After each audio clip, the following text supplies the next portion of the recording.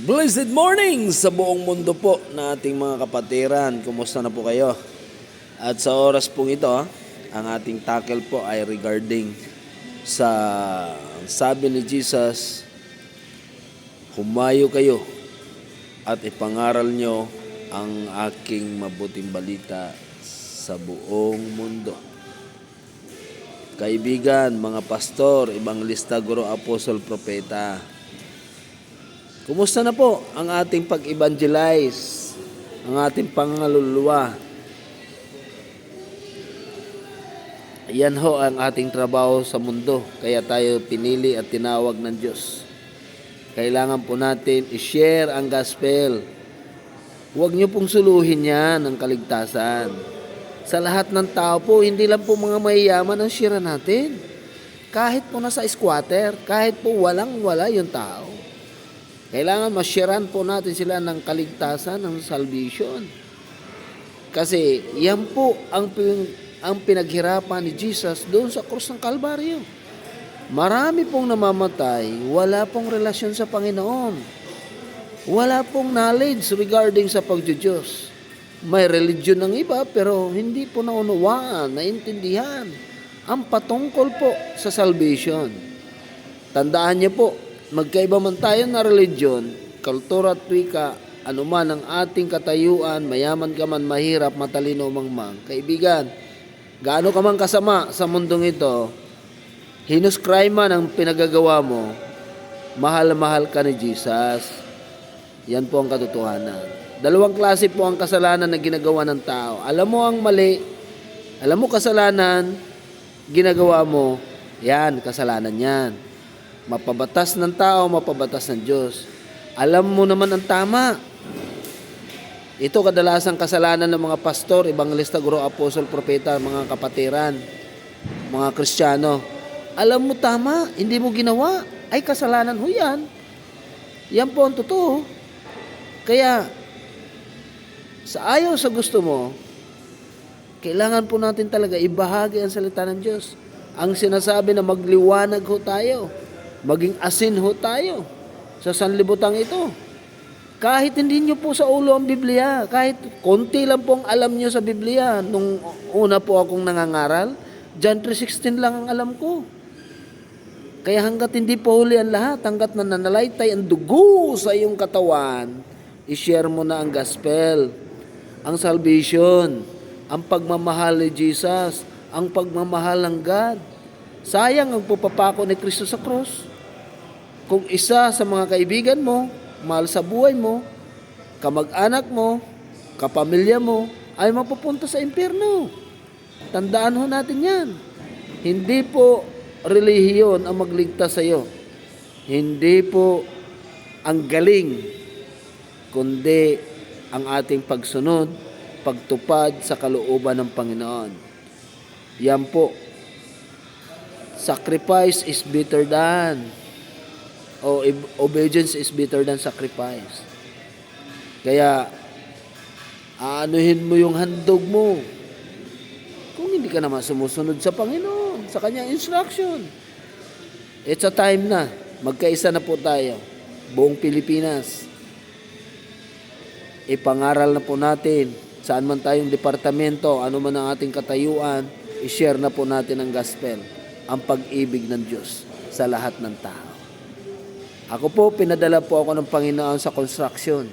Bakit? Marami namamatay po ng mga construction boy. Walang knowledge patungkol sa pagdiyos. Ang trabaho lang po ng mga construction, kumain, matulog, mamasyal, magtrabaho, magsaya. Pag dumating na ang kamatayan, wala na po. Ang akala nila, sa kabilang buhay, tapos na kapag mamatay. Kaibigan, magsisimula pa lang ang stage mo sa kabilang buhay. Yun nga lang, long life ang langit, long life ang impyerno. Kaya hanggat hindi pa po ang lahat, paano ba maligtas? Ang salvation po, manampalataya ka lang. Magsisisi ka lang sa lahat ng kasalanan mo. At higit sa lahat, magpatawad ka sa nagkasala. Pananampalataya. Sino ang sampalatayanan mo? Si Jesus na pinako sa cross, within 3 days muling nabuhay. At sabi sa John 1:12, Ang sino man na nampalataya na si Kristo ay anak ng Diyos ay binigyan ng karapatan maging anak ng Diyos. Yan po ang totoo. At sabi kay Tomas ni Jesus, Tomas, halika rin, ilagay mong yung daliri sa aking mga palad. Kasi isa si Tomas na hindi naniwala kay Jesus. At sabi ni Tomas, naniwala na ako, Panginoon, nanampalataya na ako. Ang sagot sa kanya ni Jesus, Tomas, mapalad ang mga taong nanampalataya sa akin, hindi nila ako nakikita. Kaibigan, simulat sa pool, hindi ko nakita na mukhaan ng Diyos. Mula akong pagkabata until now. Pero simula din, nung nanampalataya ako, marami akong karanasan na himala. Isa ng himala, yung nagkaroon ako ng pagbabago. Naalis ang mga masamang ugali ko, masamang bisyo na sandali na pagkakasala ko. Yan po ang totoo. Kasi ginawa ko New Year resolution, panatatong week, pangangaral ng mga magulang, bigo po ako dyan. Kaya hanggat hindi huli ang lahat, manampalataya ka na kay Kristo. Si Kristo ang tugon sa buhay mo, kaibigan. Ano man ang mga problema mo. Matthew 11:28, lumapit kayong napapagala, bibigatan ng lupa at kayo kanyang pagpapahingain. Ang kapahingahan na kay Jesus, nasa Diyos. At lalo tigit kaibigan, pagsisisi. Lahat na alam mong kasalanan sa isip, salita at sa gawa mula pagkabata hanggang ngayon, magsisi ka na. Huwag mo nang hintayin na maghihingalo ka pa. Walang nakakaalam ng buhay. Sumasakay ng eroplano, sumasabog. Sumasakay na sasakyan, nababangga, on the spot namatay. At natutulog, hindi na nagigising. Kaya hanggat hindi huli ang lahat, walang bayad ang magsisi, walang bayad ang manampalataya, magsisi ka na, kaibigan. Hanggat nananalaytay ang dugo sa iyong katawan, pagsisiyan mo na ang lahat ng kasalanan.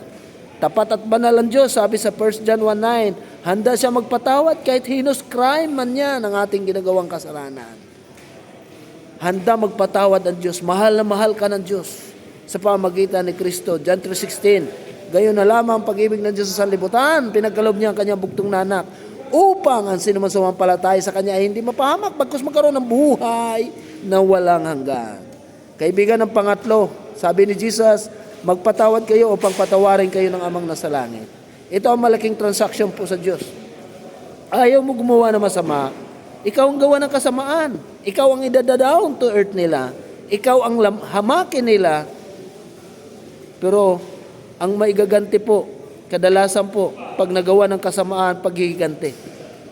Pagpatay, paggawa ng krimen. Kaibigan, alisin na po natin yan, mga sama ng loob, galit at puot. Magpatawad na po tayo. Sino man sila nakagawa. Magulang mo man yan, kapatid mo man yan, asawa mo man yan, kaibigan mo man yan, kasamahan sa trabaho, kapitbahay mo man yan. Utos po ng Diyos, magpatawad tayo upang patawarin tayo ng langit.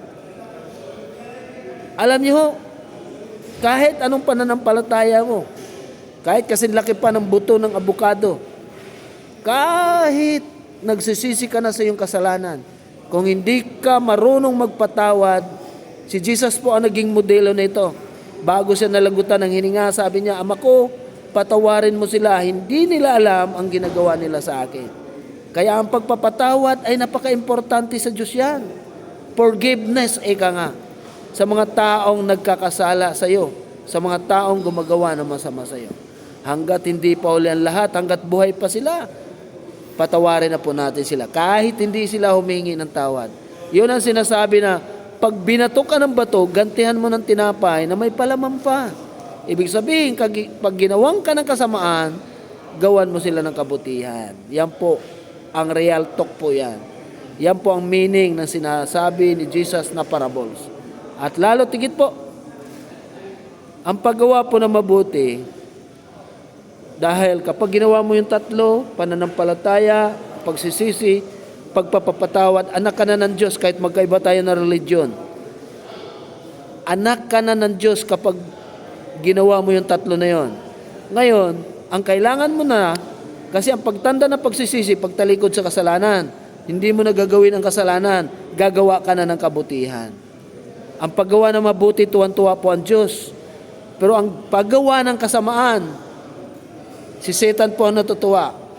Dalawa lang po ang gagamit sa buhay mo, sa talento mo. Si Satan o ang Diyos. Saan mo ipagamit ang sarili mo? Sa Diyos o sa demonyo? Ikaw lang ang mamimili sa dalawa. Pagkabutihan ang gawin mo sa iyong kapwa, ang Diyos ang natutuwa sa iyo. Ikaw ang ginagawang channel of blessing ng Lord para sa ibang tao. Hindi ka gumagawa ng mabuti para maligtas. Ligtas ka na, kaibigan. Kaya ka gumagawa ng mabuti. Maling pananaw po yun. Maling mindsetting po yun. Kapag tayo ay gumagawa ng mabuti para maligtas, mali po yun. Kundi, ligtas ka na, kaya ka gumagawa ng mabuti. Magbasa ka na rin ng Biblia. Magsimba ka na rin, makinig ka sa nangangaral. Alam mo yung bakit kailangan natin magbasa ng Biblia, makinig sa nangangaral? Sa pakikinig ng salita ng Diyos, ay diyan magsisimula ang ating pananampalataya sa Diyos. Kaya, napakahalaga po yan. Ang salita ng Diyos po, ang Word of God, ay pagkain po yan ng ating kaluluwa. Food po yan. Kaya, kailangan po natin siya pakainin. Hindi lang ang katawan lupa ang pinapakain. Lalo tigit po, mag-church po tayo lagi. Sa simbahan po, doon po natin siya papurihan, pasalamatan, handugan ng mga tinatangkilik natin. Bakit? Sa dami-daming tao sa planetang ito, ikaw ay buhay pa, ikaw ay may lakas, ikaw ay may trabaho, ikaw ay pinagpapala ng Diyos.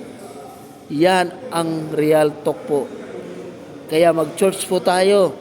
Sagrado po ang simbahan. Ano man religion mo, huwag mo kalimutan magsimba. Baka kapag ikay naghihingalo na, doon ka palang mga ngako, magsisimba ka na. Huli na ang lahat, kaibigan. Kaya hanggat hindi pa huli ang lahat, gawin na ho natin yan. Kapag tayo nagbabasa ng Bible, nagcho-church, nakikinig sa nangangaral, kinakausap tayo ng Diyos. Pag tayo nagbabasa ng Biblia, kinakausap tayo ng Diyos. Pag tayo naman ay nananalangin, nagpe-pray, tayo ang nagipag-usap sa Diyos. Ano man ang mga problema natin, ano man ang mga pagsubok, ano man ang mga trials na dinadaanan natin, pag-pray mo yan sa Panginoon. Tapat at banal ang Diyos, handang tutulong sa iyo. Hindi man siya nakikita, gagawa siya ng himala. Yan po ang katotohanan. God bless po saan man kayo sa apat na sulok ng mundong ito, sa lahat po ng mga followers, God bless you po. Sa lahat ng mga kapatiran, God bless sa inyo lahat. At pagpalain po tayo sa ating mga trabaho, sa bayanan, sa ating mga negosyo, bless po yan ng Lord. At ang pag-iingat ng Diyos sa ating pagta-travel, sa sakyang panlupa, panghimpapuwid, pandagat, nawa ang warrior angels na itinalaga ng Diyos sa inyo ay maranasan po natin. At lalo tigit, ang kapayapaan, solusyon sa mga problema, kaguluhan ay maranasan po natin. At lalo tigit po, sa ating mga pinagdaanan, saan man tayo sa apat na sulok ng mundong ito, nawa ay samahan po tayo ng Panginoon sa ating pamumuhay sa planetang ito. God bless you all. Enjoy lang ang life.